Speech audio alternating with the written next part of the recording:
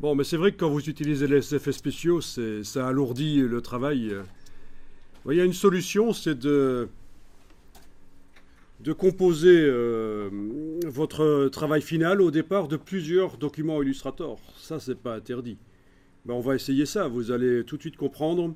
On va englober dans notre travail ici, on va englober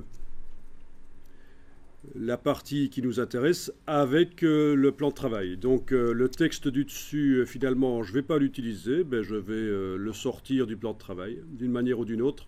J'englobe uniquement ce qui m'intéresse.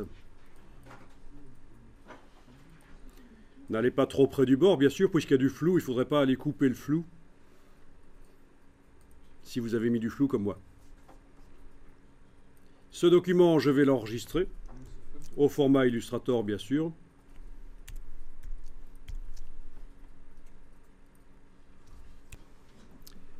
Et puis, vous fermez le document. Et vous allez en créer un autre.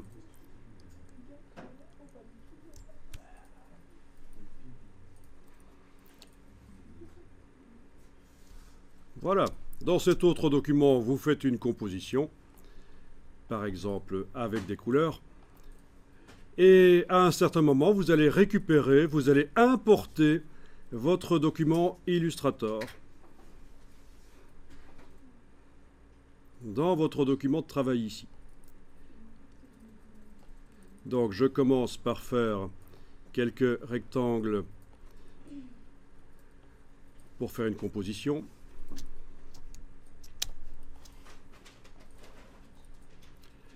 OK.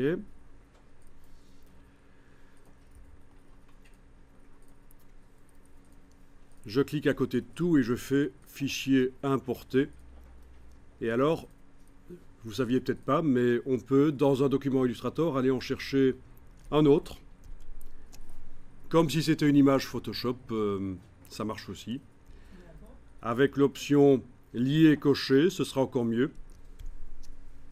Voilà. Et alors, vous faites un cliquer glisser. Et vous avez votre document Illustrator sous forme d'image. Et au niveau des ressources informatiques, ce sera moins gourmand. En fait, ça va vous permettre de faire des compositions complexes. Et ce sera moins gourmand en ressources informatiques parce que l'effet spécial qui est là n'est pas accessible par la palette aspect, bien sûr, puisque c'est une image. Ça